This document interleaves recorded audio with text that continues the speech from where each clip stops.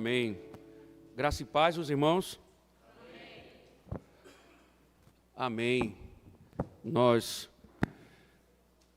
agradecemos ao Senhor pela oportunidade que o Senhor nos concede. Estarmos mais uma vez reunidos, principalmente diante da mesa do Senhor. Momento sublime, diferente. Momento onde o Senhor comunica a graça ao seu povo através dos elementos da Santa Ceia. E também neste momento oportuno em que vamos ouvir a santa voz do Senhor através da exposição da sua palavra. E nós estamos nos despedindo de Gênesis, né? Chegamos aqui hoje ao capítulo 49. Resta somente um domingo, onde nós faremos a penúltima exposição, e no dia 15, domingo 15, encerrando, se Deus permitir, o livro de Gênesis. Lembrando que a nossa próxima parada será em Timóteo, e em breve retornaremos para Êxodo. Hoje, então, ficaremos no capítulo 49, do verso 1 ao verso de número 28. Irei ler o verso primeiro e a gente vai lendo o restante no decorrer da exposição. Gênesis 49, nós vamos ler o verso de número 1 e em seguida leamos o 1 e o 2 e depois leremos os outros versos no decorrer da exposição. Diz o seguinte a palavra do Senhor. Depois, Jacó chamou os seus filhos e disse: ajuntem-se, e eu lhes farei saber o que vai acontecer com vocês nos dias que virão. Reúnam-se e ouçam, filhos de Jacó, ouçam o que diz Israel, o pai de vocês. Senhor, muito obrigado, a Deus, por mais este momento. Rogamos, mais uma vez, o teu favor, pois é a tua palavra, Senhor. Carecemos de ouvi-la, carecemos de ouvir a tua voz. Consola, Senhor, nossos corações, nos exorta, nos ensina. Em nome do teu Filho amado, Jesus Cristo, Senhor. Amém. Poder sentar, irmãos.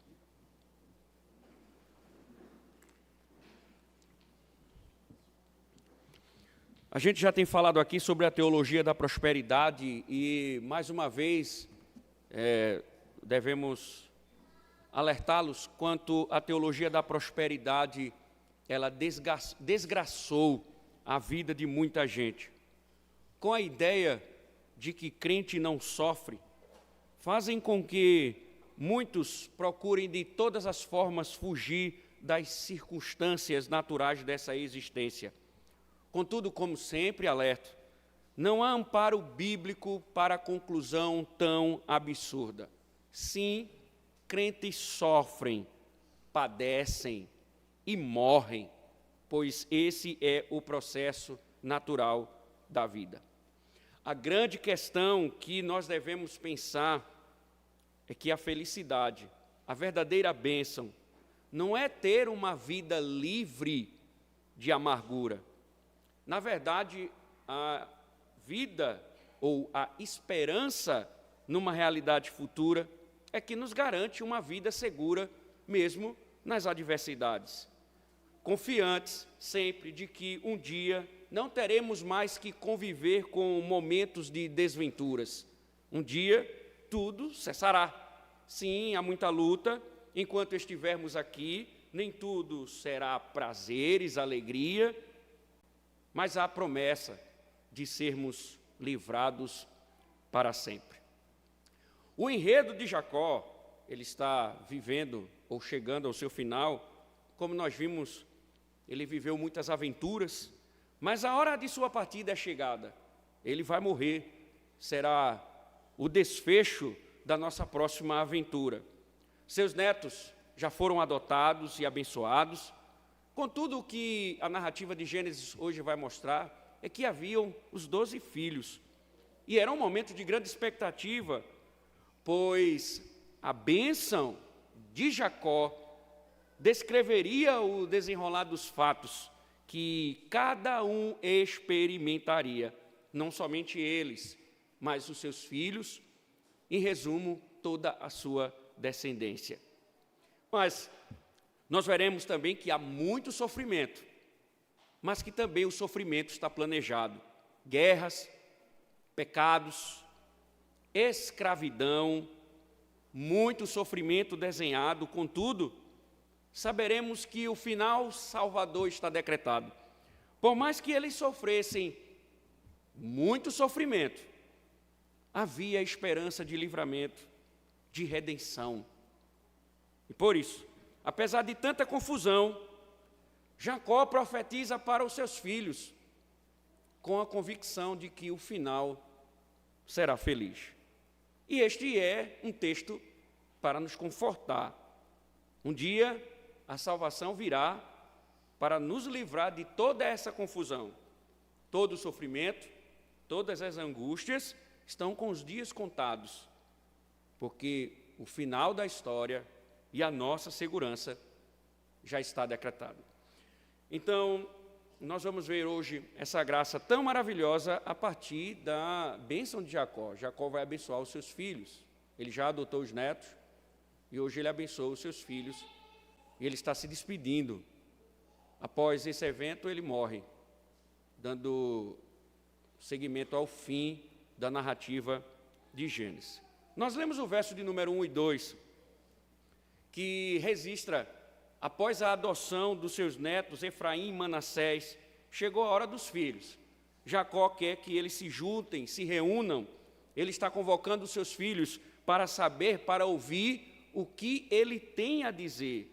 Esses verbos aqui, ajuntar e reunir, eles não só estão descrevendo todo o poema, ele não só introduz um poema, porque a profecia ela é um poema, mas também, quando eles dizem se ajuntem, se reúnam, esses verbos aqui aludem que eles não são simplesmente filhos, mas eles são os representantes do povo de Deus, a nação de Israel, que será distribuída em 12 tribos. Importante, então, observar que, quando Moisés registra essa convocação de Jacó, ele não está aqui como um simples pai. Observe que há uma troca natural entre Jacó e Israel, porque ele não está aqui simplesmente como um pai, mas ele está como profeta, como pai da nação de Israel, para mediar a bênção divina e fazer saber o que vai acontecer com eles no presente, desde a conquista da terra prometida até a chegada do Messias. Ou seja, não é uma previsão somente para o presente dos filhos, mas também para as próximas gerações que eles representam até que chegue o Messias. Portanto, essas palavras proferidas não só atingem cada filho, mas a sua descendência, aqueles que irão vir deles, dentro do processo da revelação divina. Quando ele faz isso, você vai perceber que a bênção está organizada segundo as mães. Primeiro, os filhos de Lia, do verso 3 ao verso 15. Segundo, os filhos das servas, Bila e Zilpa, 16 a 21. E, por fim, os filhos de Raquel, 22 a 27. Porém, aquilo que se chama como bênção, também em alguns momentos vai se revelar como antibênção, que é o caso de Rúben, Simeão e Levi. Vamos ver todos os filhos de Jacó. Agora eu queria chamar a atenção de você o seguinte: eu vou deixar por último José e depois Judá, tá bom? Então, a gente vai lendo e, por último, vamos ver a bênção para José e a bênção para Judá. Então, vamos aos primeiros filhos, verso 3 e verso 4. Rúben. Rúben, você é o meu primogênito, minha força e as primícias do meu vigor, o mais excelente em dignidade e o mais excelente em poder, impetuoso como a água. Você não será o mais excelente, porque subiu ao leito de seu pai e o profanou. Você profanou a minha cama. Rúben, como você já vê aqui, Rúben é o primogênito. Humanamente falando, nós já estamos cientes que o texto próprio descreve que ele possuía força, poder, honra e valor. É óbvio que nós estamos falando do primogênito. Nós estamos falando da característica daquele que é o primogênito e, por lei, dentro da realidade humana, ele seria o herdeiro direto da bênção. No entanto, veja que Jacó diz que, apesar de todo esse potencial, ele era tão sólido e impetuoso quanto a água. É interessante pensar que a expressão aqui, impetuoso, ela indica alguém que é insolente, orgulhoso, indisciplinado, imprudente, incontrolável ou instável. É uma característica ou a característica de alguém que não tem o controle sobre si mesmo.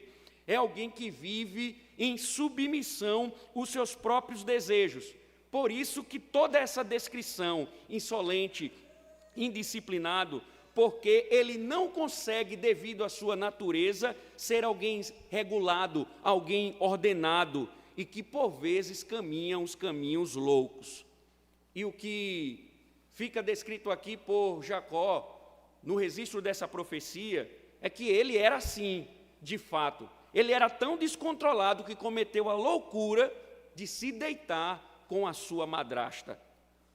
Um coração desgovernado é sem limite, insensível àquilo que é mais profano.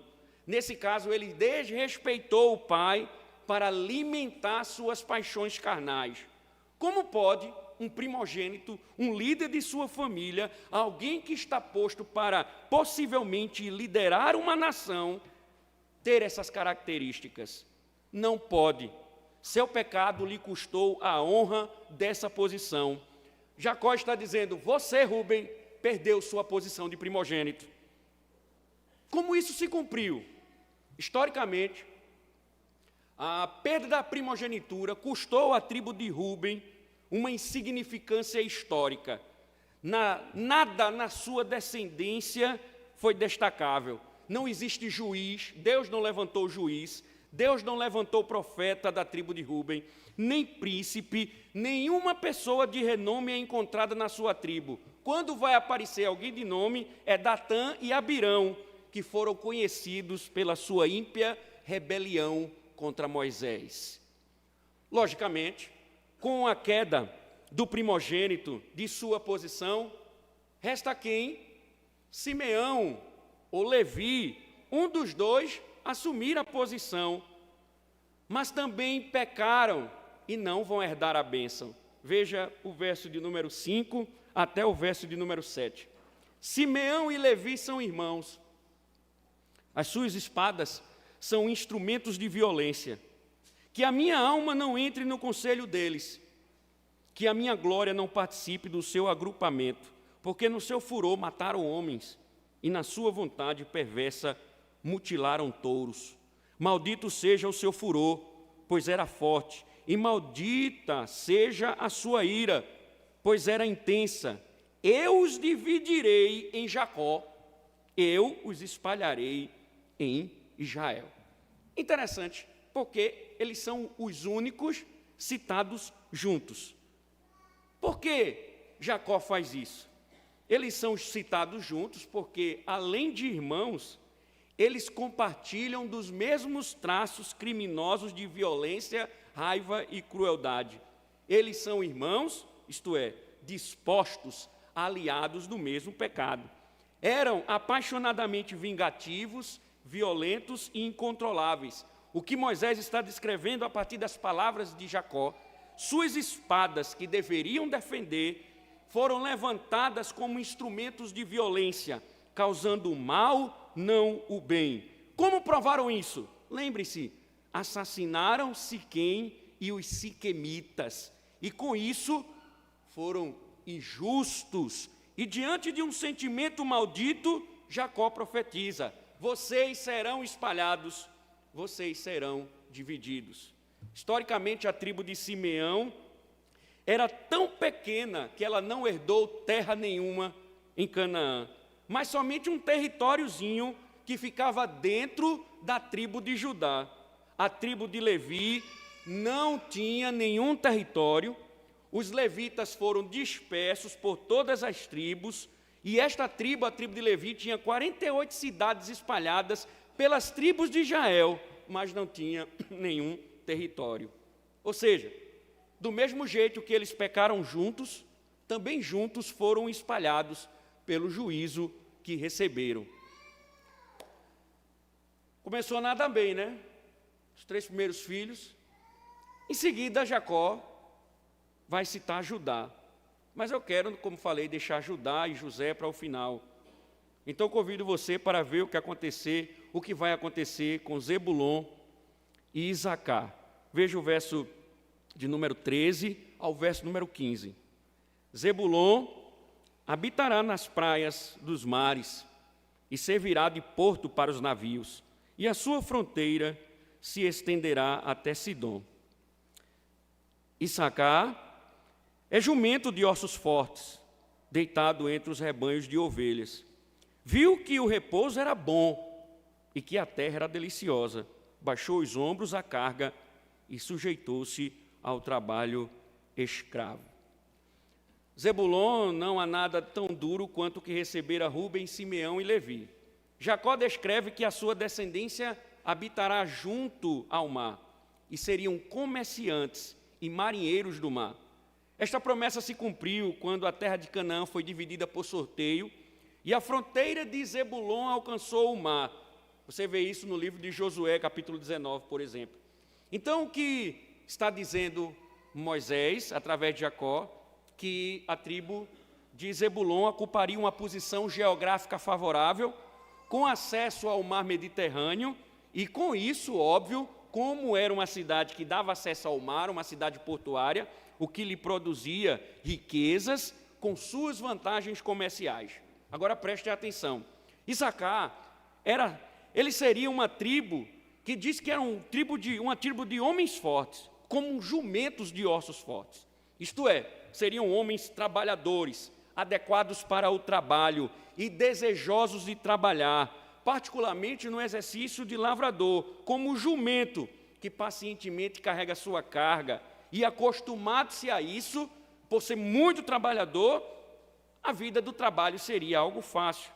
Mas Moisés destaca algo interessante. As palavras de Jacó chamam a atenção para o seguinte: ao mesmo instante que ele é forte, diz que ele está deitado, é como um jumento que está deitado.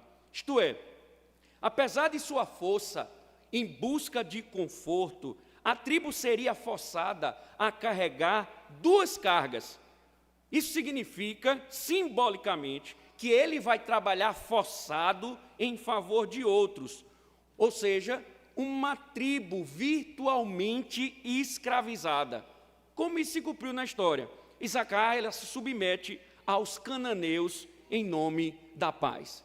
Por que essas duas tribos estão destacadas nessa questão de serviço e de comércio? Elas estão juntas para mostrar que a situação terrena de ambas as tribos seria materialmente prazerosa, mas a sua bênção deixa implícito que haveria alto preço a pagar por buscar o seu tesouro neste mundo. Muitas dores por causa da riqueza. Uma viveria na fronteira da impiedade e a outra tribo seria escrava por causa de sua preguiça, por causa da sua letargia. Nada bom, não é não? Seguimos então para Adã, o primeiro da lista dos filhos de Lia e Zilpa, versos 16 e 17. Dan julgará o seu povo como uma das tribos de Israel. Dan será uma serpente junto ao caminho, uma víbora junto à vereda, que morde o calcanhar do cavalo e faz o seu cavaleiro cair para trás. O que é dito a respeito de Dan é que sua tribo seria governada por juízes próprios, esse autogoverno, e iria com habilidade e política e surpresa, uma tribo surpreendente, obter vantagens contra os seus inimigos. E é descrito de uma forma maliciosa, como uma serpente que de repente morde os calcanhares do viajante. Aqui ela está apontando para Sansão. Ele pertencia a esta tribo, ele julgará Israel, e ele libertou das mãos dos filisteus, não como os demais juízes, combatendo no campo, mas por meio das irritações e aborrecimentos que lhe foram provocados. Quando ele fez ruir a casa sobre cujo telhado estavam os filisteus, ele fez com que o tiro saísse pela culatra. Essa serpente apontava para os dias difíceis e Sansão seria essa serpente. Lembra que ele, embora só, destruiu meio mundo de filisteus? Então, uma serpente pequenininha, não parece perigosa, mas ela pega no calcanhar e mata. Sansão está sendo apontado com uma história que vai se desenrolar no futuro. Vocês estão vendo que parece que não tem nada bom, né? O negócio está pesado aqui para a família de Jacó. Ambiente de guerra, tentações, sofrimento, escravização, mas olha que interessante. Observa o verso 18. A tua salvação espero, ó Senhor. Como aqueles que estão desfalecendo são socorridos, tomando uma colherada de remédio ou cheirando um frasco de perfume, Jacó confia no Senhor. São perigos, são realidades, mas confiar em Deus é o fôlego que ele precisa, porque santos são consolados na esperança de salvação. Apesar de toda uma previsão distorcida, apesar de grandes dias de lutas, de batalhas, de sofrimentos, de tentações, Jacó rompe e diz: na tua salvação eu confio, Senhor. Eu sei que o Senhor tem um propósito nisso tudo. Eu sei que o Senhor tem um propósito nessas profecias. E ele vai receber o que tem esperado. Mas começou agora. Ainda faltam outros filhos. Falta Gade, Aser e Naftali. Veja o verso 19 a 21. Gade será atacado por guerrilheiros, de novo, mas ele lhes atacará a retaguarda. Aser, o seu pão será abundante, e ele produzirá delícias reais. 21. Naftali é uma gazela solta.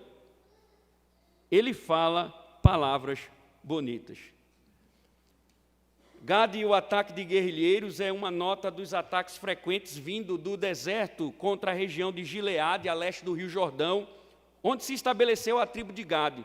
Jacó faz alusão ao seu nome, que significa exército ou tropa, prevendo o caráter dessa tribo, que seria uma tribo guerreira, e assim foi, como registra o livro de Crônicas. Eles eram homens de guerra, preparados para a batalha. No tempo de Saul e Davi, venceram os moabitas e amonitas. Então seria uma tribo de constante conflito, de constante guerras. Sobre Aser, diz que o seu pão será abundante, produzirá delícias reais, isto é, suas terras serão férteis, abundantes, prósperas, uma terra continuamente abundante, uma tribo muito rica, abastecida não somente de pão necessário, mas com abundantes guloseimas ou delícias reais, e seriam exportados para outras tribos, talvez para outras terras. É uma tribo forte no comércio. Por fim, Naftali. Uma tribo que traz lutas no seu nome, significa luta, e a bênção a ele é transmitida, significa vitória. É uma gazela solta, isto é, que preza pela liberdade. É uma tribo que vai prezar pela liberdade. Jacó também diz que ele tem palavras bonitas, ou seja, será uma tribo inteligente, capaz de guiar, de conduzir os exércitos e produzir ou conduzir para que os propósitos sejam estabelecidos. Observe, tribos envolvidas, uma no comércio, e a outra as outras envolvidas em guerra. Encerrando a lista vem Benjamim, verso 27. Benjamim é lobo que despedaça pela manhã. É lobo que despedaça, pela manhã devora a presa, e à tarde reparte o despojo. Benjamim, o mais novo, ele é o lobo que despedaça. O que é isso aí? É uma tribo com uma descendência guerreira, forte e ousada, e que eles enriqueceriam com os despojos dos inimigos, ou seja, aquilo que eles ganhavam nas guerras. Quando eles destruíam um povo, aquilo que pertencia ao povo, eles levavam, isso era chamado de despojos, os despojos dos inimigos, que eles seriam ativos e ocupados no mundo em uma tribo muito temida pelos seus vizinhos do que qualquer outra. Era uma tribo de guerra, mas é uma tribo também muito temida. Olha a descrição que Jacó dá. Pela manhã, ele vai comer a presa e à tarde repartirá o despojo. Nos primeiros tempos de Israel, a tribo de Benjamim é vista como uma tribo de hábitos predatórios. Ou seja, é uma tribo que quando vai para a guerra, ele destrói, acaba com os seus inimigos. Mais uma tribo envolvida com questões de guerra, lutas, batalhas, sofrimento. Bom, esse é o resumo básico dessas tribos que nós falamos aqui, exceto José e Judá. O que a gente pode, a princípio, pensar aqui nesses textos? Veja, o Senhor prometeu que a semente da mulher esmagaria a cabeça da serpente, restaurando o relacionamento quebrado no Jardim do Éden. Contudo, essa restauração não seria livre de aflição. E no caso, veja, embora os 12 filhos estejam incluídos no plano de Deus, primeiramente, pensemos, havia a realidade do pecado no meio deles. Isso é evidente nas palavras de Jacó a diversos dos irmãos, começando com o mais velho. Como primogênito, ele deveria ser o grande líder, mas vacilou quando se deitou com a concubina do seu pai.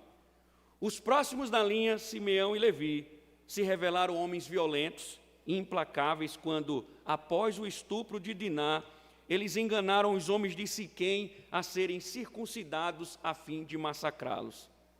E assim, como pecaram juntos foram espalhados. Sobre Zebulon, acabaria vivendo à beira-mar, perto da cidade pagã de Sidom, em busca das vantagens do comércio que tal localidade oferecia. A busca de Isacar por uma situação de conforto na vida teria sucesso, mas o resultado final, como foi descrito, seria que os seus descendentes estariam sujeitos ao trabalho forçado, e como falamos, eles vão pagar um alto preço por buscar os tesouros desta vida. Acrescenta-se ainda Benjamim, que chama a atenção, o caçula da família, um lobo voraz, nunca é retratado na Escritura como algo positivo. De manhã e de tarde ele devora e reparte a presa dos que são mais fracos com ele. Dan é uma serpente ao longo do caminho. Aser produz ricas iguarias, próprias para os reis, enquanto Naftali é como uma gazela solta. Veja, tais bênçãos mostram-nos a realidade do pecado. Mas interessante, porque não é só sobre eles, é sobre a geração deles. Veja, irmãos, estas bênçãos não eram somente para os pais, eram também para seus filhos e os filhos de seus filhos, e todos eles foram afetados pelos pecados dos pais. É assim conosco. Temos um pouco de Rúben, Simeão, Levi e Zebulon. Somos potencialmente dispostos para o pecado. Mas será que nós pensamos na desgraça que nossos pecados causam sobre os outros à nossa volta, nossos amigos, cônjuges e especialmente os nossos filhos? Quantos nossos filhos não terão a honra de seguir nossa transgressão? Essa é uma realidade dura, mas que deve ser considerada. Quando o Senhor disse agora na leitura da lei, não adore essas coisas, nem preste culto a elas, porque eu, o Senhor, seu Deus, sou Deus zeloso, que visita a iniquidade dos pais dos filhos até a terceira. Preste atenção, visito a iniquidade dos pais dos filhos até a terceira e quarta geração daqueles que me aborrecem. Mas faço misericórdia até 1000 gerações daqueles que me amam e guardam os meus mandamentos. Ele não está falando aqui, como muita gente pensa, de uma maldição hereditária, mas da realidade de que os nossos filhos podem copiar as nossas faltas. É possível que os nossos filhos copiem os nossos erros. E caso isso aconteça, o que Êxodo está dizendo é: terão que conviver com a desgraça divina. A maldição também estará sobre eles. Lembre-se então, a partir desse texto, que você pode estar sendo um exemplo, um modelo pecaminoso, levando seus filhos à ira do divino. Não será que muitos filhos não se desviam porque nunca viram pais crentes? Será que muitos filhos, porque a gente muitas vezes acho impressionante, porque muitas vezes os pais, eles estão procurando desculpa na igreja. Quem falhou na igreja? Porque não tínhamos muito encontro com os jovens? Porque não tínhamos um departamento para adolescente no horário do culto? Porque a escola dominical não instruía os nossos filhos? E muitas vezes nós estamos procurando as respostas na igreja, no pastor. Mas muitas vezes essas respostas estão em casa, que há um destoar do que se diz e do que se faz. Há muitas vezes algo contraditório. Pais muito crentes na igreja, em casa são verdadeiros lobos. E você acha o quê? Você acha que eles não vão copiar? Você acha que eles vão olhar para você e dizer: tá certo, papai, tá certo, mamãe, eu vou fazer o que você diz, mas não vou fazer o que você faz? Não. É natural que haja essa cópia. É natural que eles sigam o caminho mau. E por isso que o Senhor está dizendo aos pais, está dizendo na sua lei: eu sou um Deus zeloso, que eu visito a iniquidade dos pais nos filhos, até a terceira e quarta geração. Diante disso, eu digo para vocês, pais, vocês são responsáveis. A responsabilidade é de vocês. Acabe com esse negócio de achar que a responsabilidade dos seus filhos é da igreja. Não é. É um suporte. A responsabilidade é sua. Não é o pastor que tem que estar educando o seu filho e disciplinando. É você. Não é o seu pastor que tem que conduzir o seu filho diante do Senhor, é você. A responsabilidade é sua e esse sangue eu não vou carregar. Então entenda isso. Entenda, Deus não lhe deu um filho para você. Foi uma bênção pactual para você conduzi-la aos pés do Senhor. Quando Paulo escreve à igreja de Éfeso, que fala sobre o casamento, ele diz: ame a sua mulher. E ele diz algo interessante. Ele diz: porque antes dela ser a sua esposa, ela é corpo de Cristo. Eu vou amar a minha esposa, não porque primeiro ela é minha esposa, mas porque ela é corpo de Cristo. Eu não vou amar e guiar o meu filho porque ele é meu filho. Eu vou amar e guiá-lo porque ele é corpo de Cristo. ele é filho do pacto. Portanto, digo para vocês, pais, Gênesis 49, mostrar a desgraça que vai acontecer nas descendências, por causa de que o pecado dos pais foram copiados. E se Deus visita a iniquidade dos pais, Ele está dizendo: eu vou visitar a iniquidade dos filhos. Se Deus amaldiçoou, se irou com os pais, se os filhos copiarem, eles verão também a ira de Deus. Claro, então, irmãos, que eu digo para vocês, filhos, olhem para mim, crianças, adolescentes, jovens, seja lá o que for. Nós pais somos pecadores. E por vezes, na luta contra o pecado, envergonharemos o Evangelho. Por vezes, faremos coisas que são contrárias ao Evangelho. Mas quem disse que vocês devem copiar os tropeços dos pais? Quem disse que vocês devem copiar os nossos tropeços? Quem disse que vocês, olhe para mim, que vocês devem copiar os pecados dos seus pais? Não devem. Pelo contrário, entendam, quando seus pais pecam diante de vocês, é Deus dizendo que vocês não devem cometer os mesmos erros, que vocês não devem seguir o mesmo caminho. E o pecado dos pais se torna graça, é instrução, livrando-os da desgraça. Entendam, eles são seus pais, mas não são seu Deus. Eles não são sua única regra de fé e prática. Então cabe a você, filhinho, viver uma vida santa.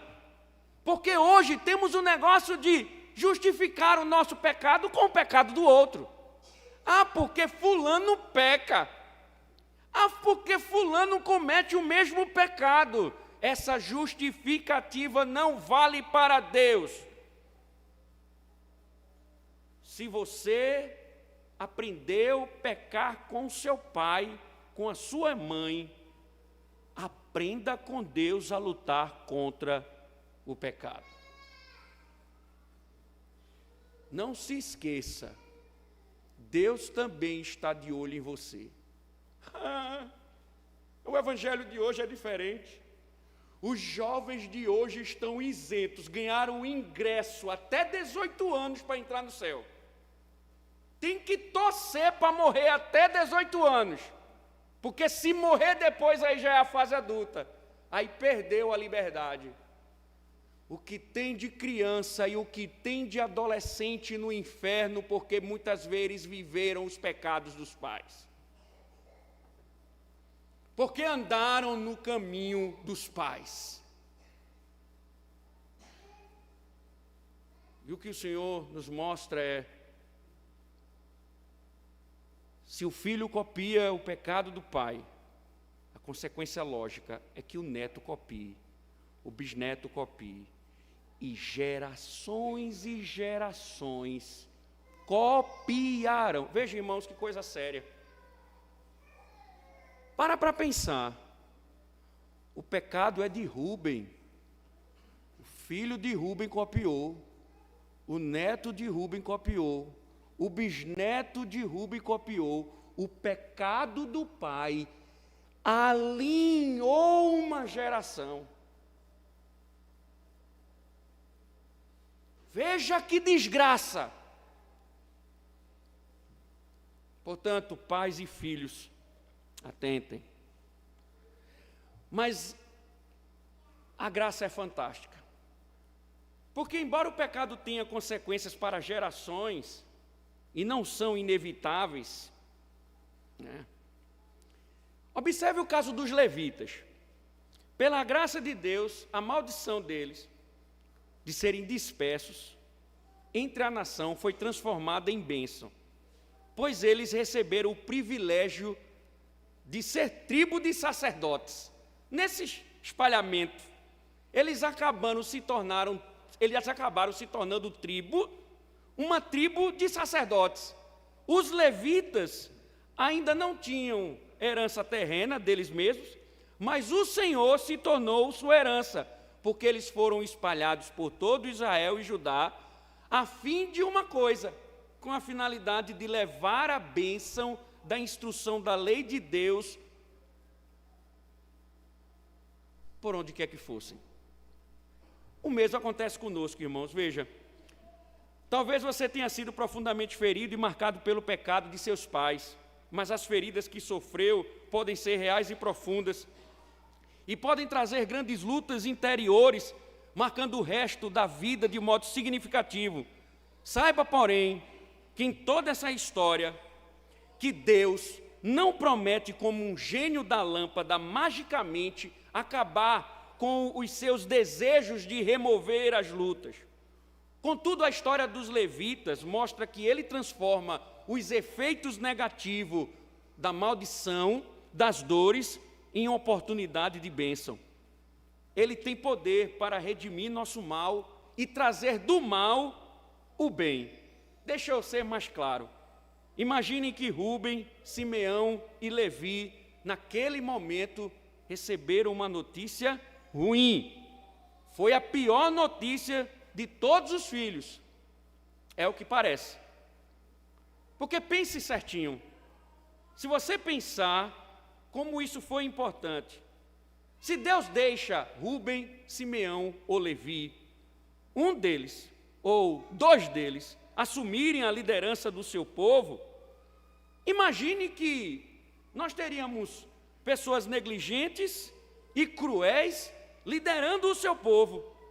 Então, quando Deus disse, Rúben não, Simeão não, Levi não, imagine então que a punição pode ter sido ruim para os filhos, mas foi um bem para o povo. Deus não estava preocupado com os filhos em questão, mas como o povo de Deus. Ou seja, o mal que nos sobrevém se transforma em bem para nós e para os outros. Eu vou te dar um exemplo. Eu tenho formação em aconselhamento e eu aconselho que todos estudem aconselhamento cristão. Já tive o privilégio de tratar vários casos, dos mais complexos, que tem casos que a gente olha assim e diz, o que é que eu vou dizer, e também os mais bizarros, dos mais bizarros. Mas se você um dia me pediu um conselho, ou conselhos, ou até mesmo foi acompanhado regularmente, acho que notou que eu, todo conselheiro, tem lutas profundas com o pecado, o que passa a equipá-los a ajudar outros nas suas lutas. Eu dizia, não posso ser pastor, pois não consigo gerir o meu coração. Mas Deus estava usando tudo para profundamente abençoar a minha vida e a dos outros. Isto é, embora o pecado seja triste, há sempre graça que nos assiste, transformando desgraça em redenção. Preste atenção, viu a lista das 12 tribos? Você viu a lista das 12 tribos? Somente docinho de coco. Somente docinho de coco.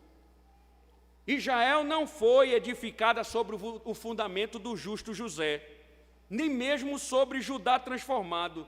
Mas vocês observaram que Israel, ele foi fundamentado nas 12 tribos patriarcais. O instável Rúben está lá.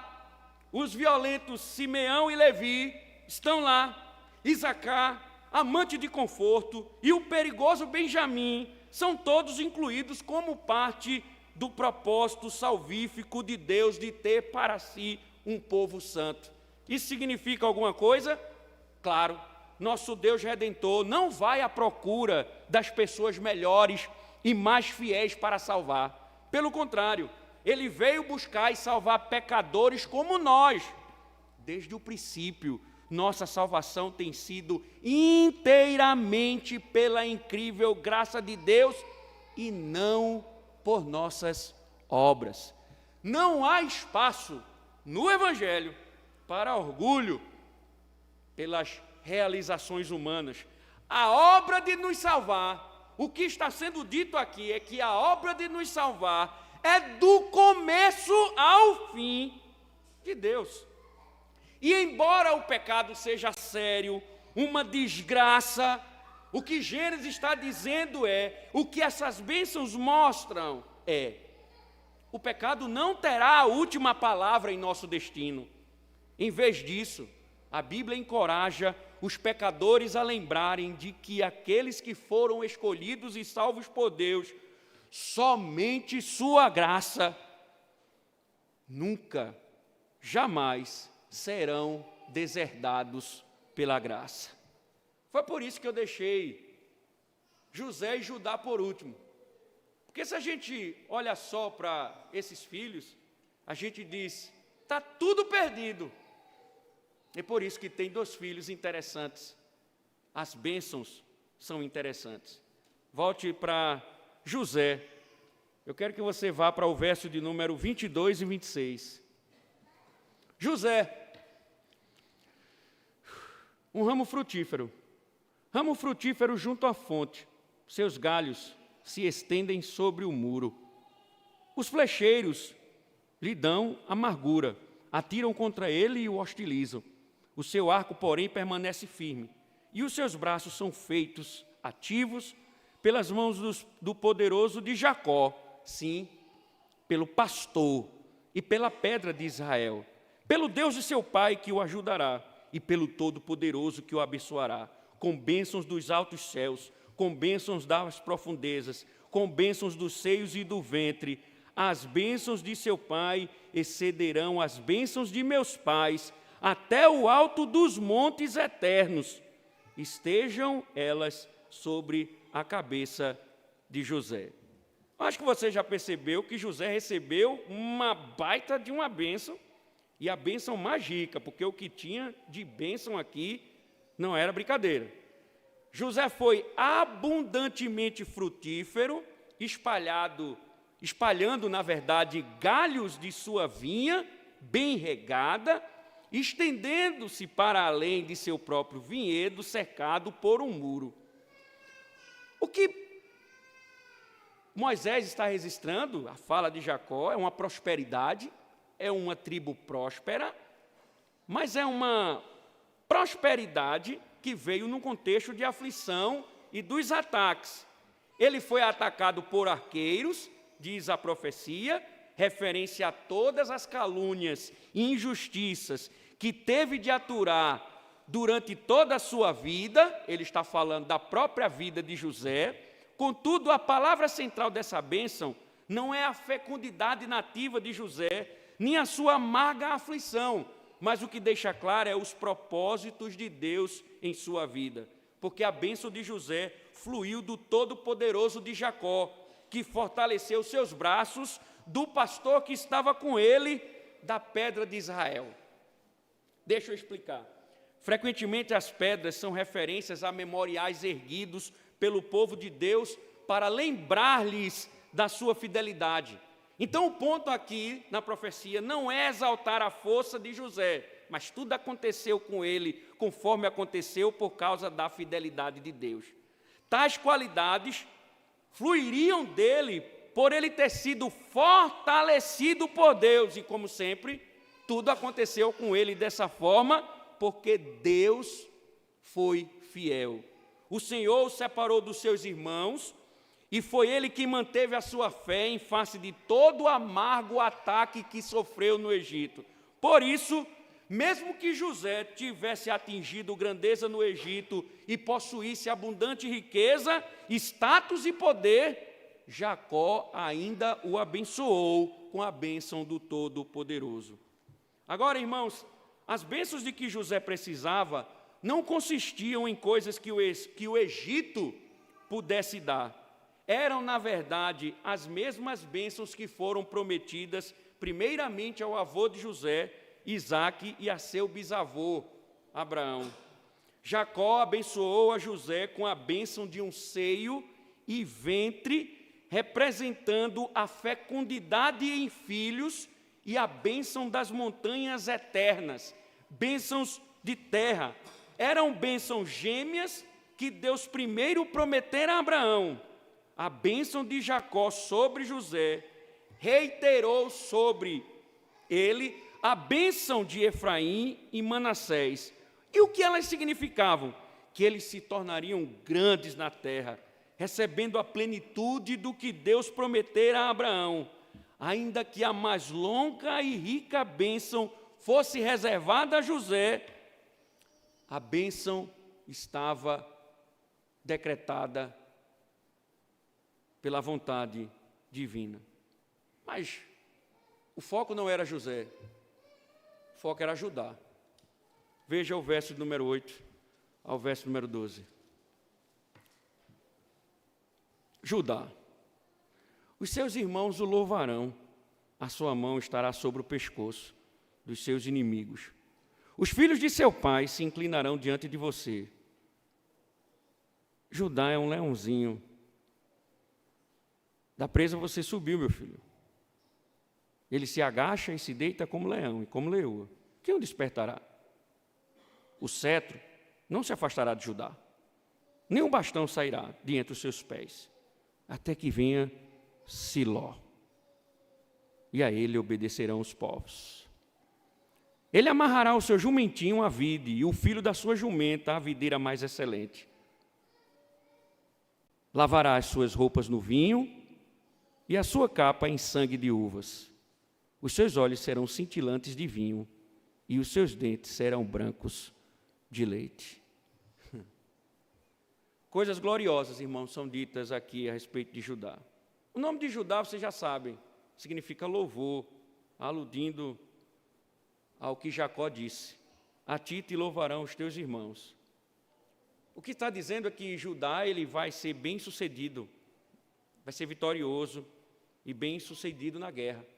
Observe que ele endossa isso: a tua mão será sobre o pescoço de seus inimigos. Imagine a imagem, é alguém pegando com a mão na garganta do inimigo. Isso se cumpriu em Davi, está registrado no Salmo 18. Ela foi superior às demais, não somente por ser mais numerosa e ilustre, mas por ter um domínio sobre as outras. Os filhos de teu pai a ti se inclinarão. Todos se inclinaram a José. Jacó está dizendo: agora todos os teus irmãos, até José, se inclinarão a ti. E vocês sabem que ela liderou a caravana pelo deserto e foi ela a caravana responsável pela conquista na terra de Canaã. Neste caso, o que ele está dizendo é que as prerrogativas, os direitos de primogenitura que Rúben tinha perdido, foram conferidas a Judá. Não foi para José, se você pensou. Seus irmãos se inclinarão diante de você. Que interessante, os sonhos de José não falavam somente sobre ele, falavam sobre outra coisa. Teus irmãos irão se inclinar diante de você, Judá, e te louvarão, considerando-se felizes por terem um comandante tão sábio e corajoso e conquistador. Aí Jacó diz: você é um leãozinho. O leão é o rei dos animais, é o terror da floresta. Quando domina a sua presa, não é possível resistir. Com isto está predito que a tribo de Judá se tornaria formidável e não somente obteria grandes vitórias, mas pacificamente e tranquilamente aproveitaria o que fosse obtido com tais vitórias. Eles fariam a guerra, não por amor à guerra, mas em benefício da paz. E aí veja, Judá não é comparado a um leão descontrolado, violento, enfurecido, mas a um leão deitado, que desfruta a satisfação do seu poder e sucesso, sem causar irritação aos outros. Isto é ser verdadeiramente grande. Por isso essa tribo seria uma tribo muito produtiva, especialmente porque teria abundância de leite para os bebês e vinho para alegrar o coração dos homens. Ó, vinho de novo, né, suco de uva. Vinhas tão fortes que eles poderiam amarrar seus jumentos a elas, e tão frutíferas que eles poderiam carregar a partir delas. É um vinho tão abundante. Não é interessante, irmãos? Quando Deus diz que vai abençoar o seu povo, diz que vai dar vinho. Oh, não pode beber, que é pecado. Vamos lá. Um vinho tão abundante quanto a água, de modo que os homens daquela tribo seriam muito saudáveis e joviais.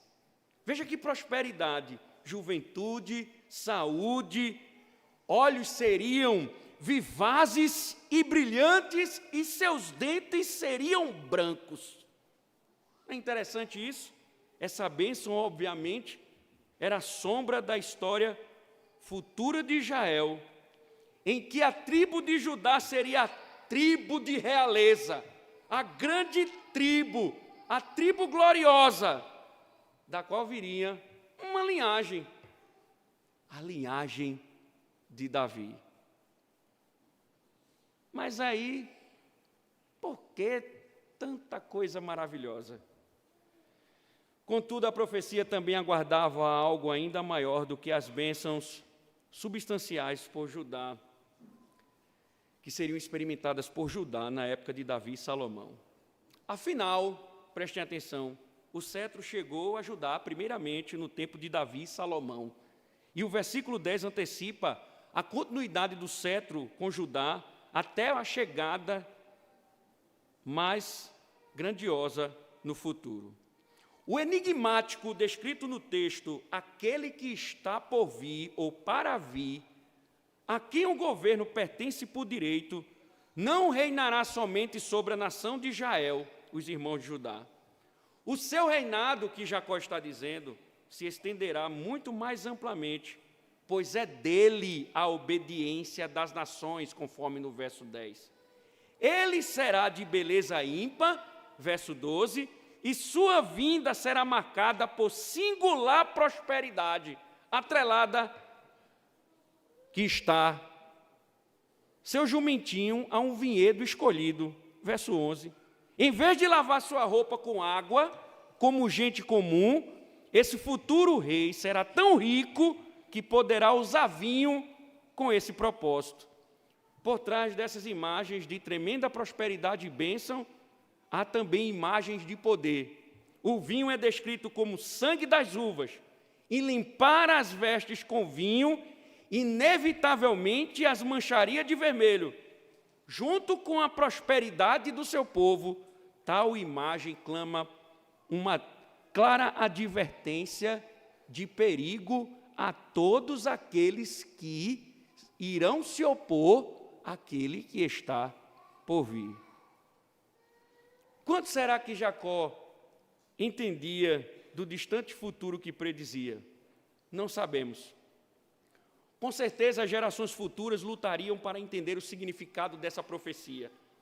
Era difícil entender o que ele estava dizendo aqui para Judá. O que era aquilo ali? O que significava todo esse mistério, toda essa profecia? Aí vem a revelação progressiva. Zacarias falou cheio de esperança de um rei futuro que viria montado num jumento para trazer salvação e bênção ao seu povo. Zacarias 9. Contudo, nenhum dos reis davídicos ou seus sucessores viveu plenamente tal papel, nem antes mesmo do exílio. Devido aos seus pecados, eles foram incapazes de estabelecer a paz e prosperidade que o Senhor prometeu. E aqui está o desfecho. Como Deus poderia salvar através de homens tão fracos? Em Isaías 63, vemos o Senhor vindo do Oriente, de Bosla, no Edom, com as vestes manchadas do vermelho de sangue, com quem pisa sobre as uvas, trazendo salvação a seu povo e o julgamento dos seus inimigos, a fim de redimir a todos os que pertencem a Ele e a estabelecer a verdadeira justiça e paz duradoura. Isaías 63, verso 1 a 7. Todas essas imagens nos apontam adiante para Cristo. verdadeiro leão da tribo de Judá. Apocalipse 5:5. Ele é aquele a quem pertencem verdadeiramente o juízo e o governo, o que veio à terra para redimir seu povo. Foi por isso que Jesus transformou água em vinho abundante em Caná, no seu primeiro milagre, usando jarras destinadas à purificação. Por isso que ele entrou em Jerusalém montado num filhote de jumenta, humilde, porém poderoso, o rei que salva seu povo. Jesus é prometido de beleza ímpar a quem pertence a obediência das nações.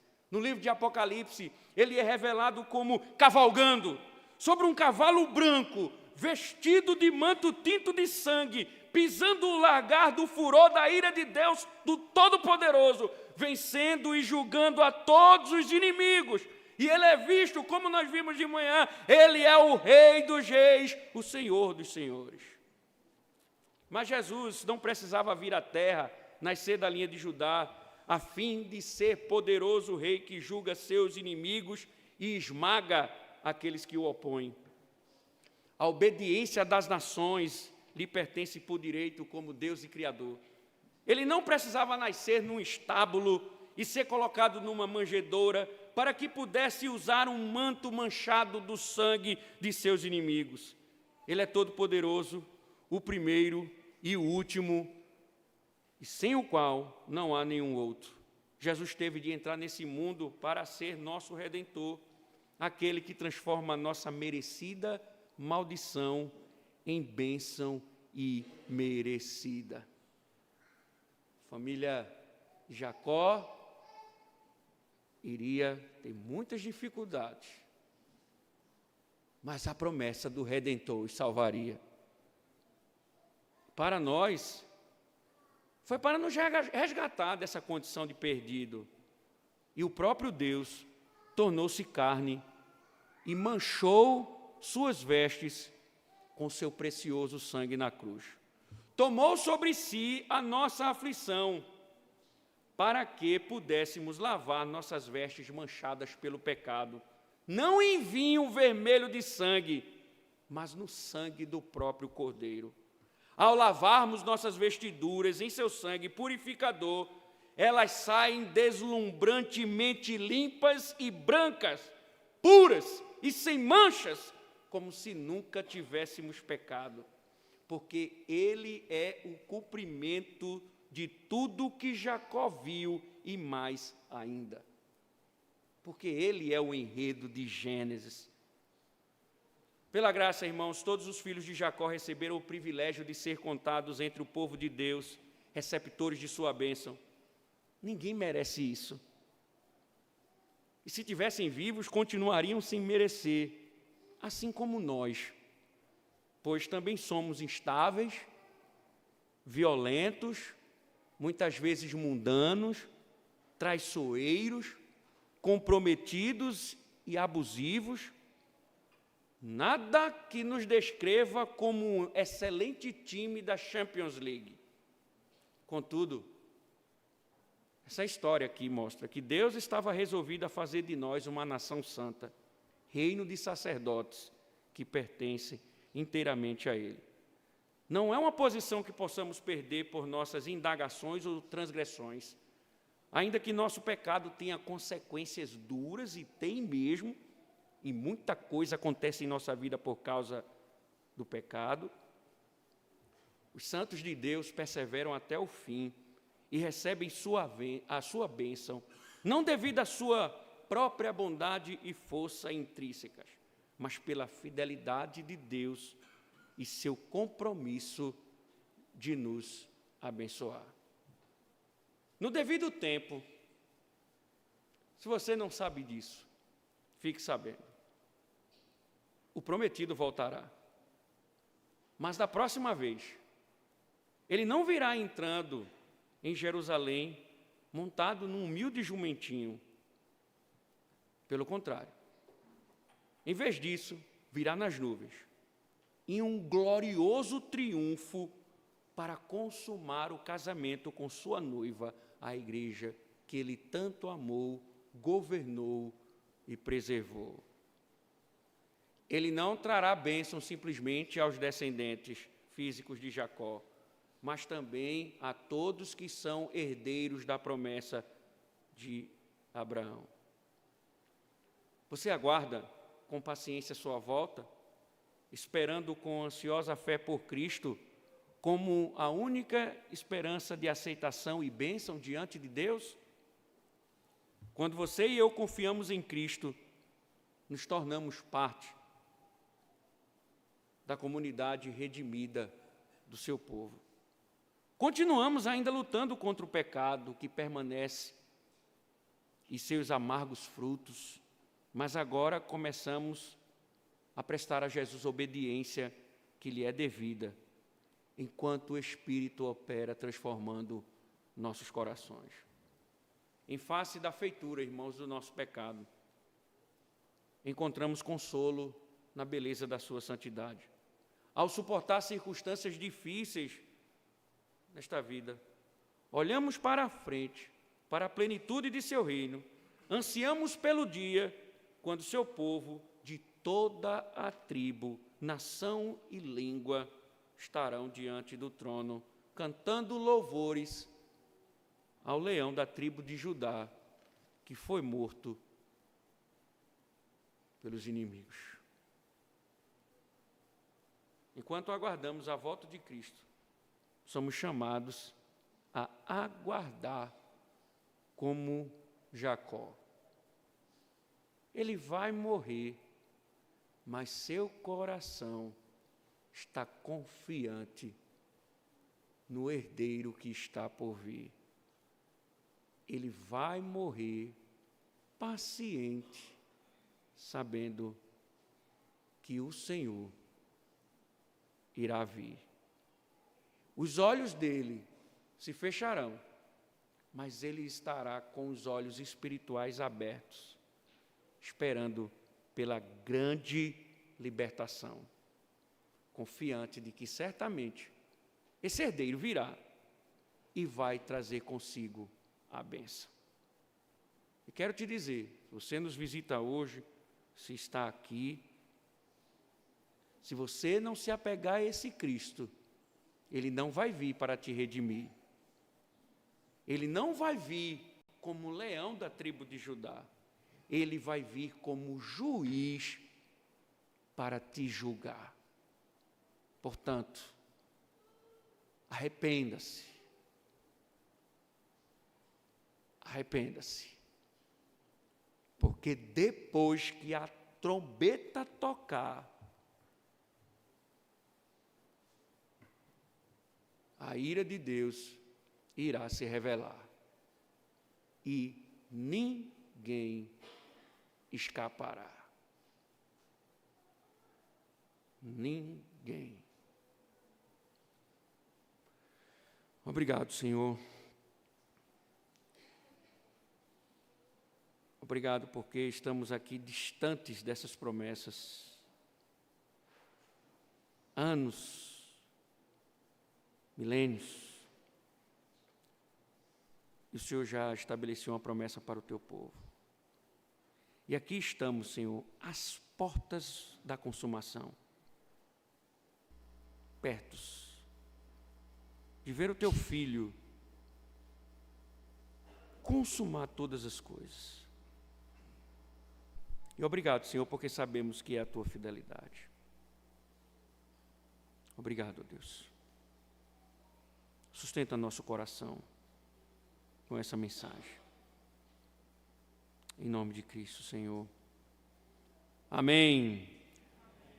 Louvemos ao Senhor. Resposta. É Santa Ceia. Desculpem.